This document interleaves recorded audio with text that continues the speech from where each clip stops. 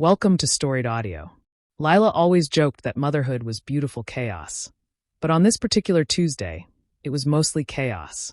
Her babysitter called with an emergency, leaving her no choice but to bring her 6-year-old daughter, Rosie, to work. Lila knelt in front of her in the office doorway, smoothing her hair like she was prepping her for a mission. "Stay in here.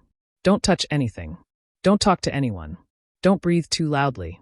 Please." Rosie saluted. "Yes, ma'am." Lila stepped out for what she swore was 2 minutes, just long enough to grab a file from the printer. When she returned, the office was empty. No Rosie, no crayons, no tiny backpack, just a spinning desk chair mocking her. Her heart dropped. She tore through the hallways, whisper shouting her daughter's name.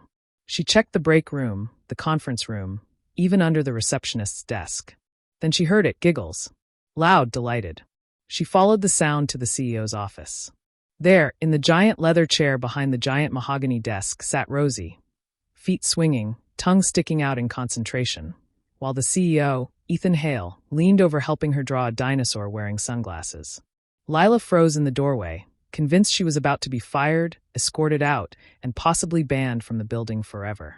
Ethan looked up, smiling like this was the highlight of his week. "Oh, you must be Mom," he said cheerfully. "Rosie here is an excellent art director." Lila sputtered an apology, but Ethan waved it off. She wandered in, asked if I had markers, and honestly, I haven't had this much fun in a meeting in years. Rosie held up the drawing proudly. From that moment, something shifted. They started talking, first about Rosie, then about work, then about everything else. He wasn't the intimidating CEO she'd imagined. He was warm, funny, and surprisingly lonely in his big corner office. A week later, he asked her out. Then, almost shyly, he added, "And maybe bring Rosie? If she wants to come." Rosie, overhearing, shouted from the hallway, "I do." They went to a little family restaurant where Rosie spent half the meal explaining her dinosaur cinematic universe. Ethan listened like she was pitching a billion-dollar franchise. Over the next months, the three of them fell into an easy rhythm.